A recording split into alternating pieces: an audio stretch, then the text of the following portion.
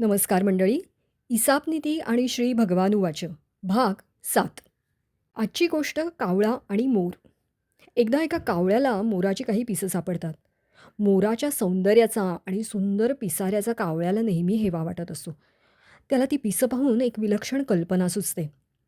ती पिसं स्वतःच्या पिसांमध्ये खोचून तो आनंदाने मिरवू लागतो.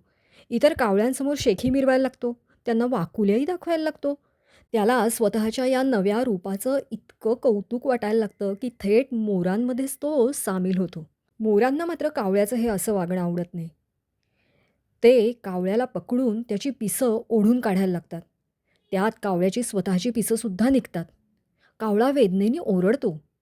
आता मोरांची आणि स्वतःची दोघांची पिसं गेल्यामुळं तो फारच विद्रूप दिसायला लागतो. निराश होऊन पुन्हा कावळ्यांमध्ये परततो. पण त्याची ही दशा पाहून सगळेजण त्याची टर उडवतात. आपल्या भाईबंधूंना कमी लेखून मोरांमध्ये जाऊन अपमान करवून असा आल्यामुळं त्याला ते कळपाबाहेर हकलतात. मोर व्हायच्या प्रयत्नात कावळा आपला स्वतःचा कळपही हरवून बसतो. भगवद्गीता सांगते, तुझ्यातल्या मोहाला वेळीच ओळख.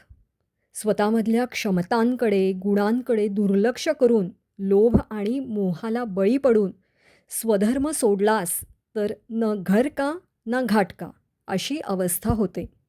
अध्याय 3 श्लोक 35 हेच तर सांगतो. श्रेयान् स्वधर्मो विगुणः परधर्मात् स्वनुष्ठितात् स्वधर्मे निधनं श्रेयः परधर्मो भयावहः. श्रीकृष्णार्पणमस्तु.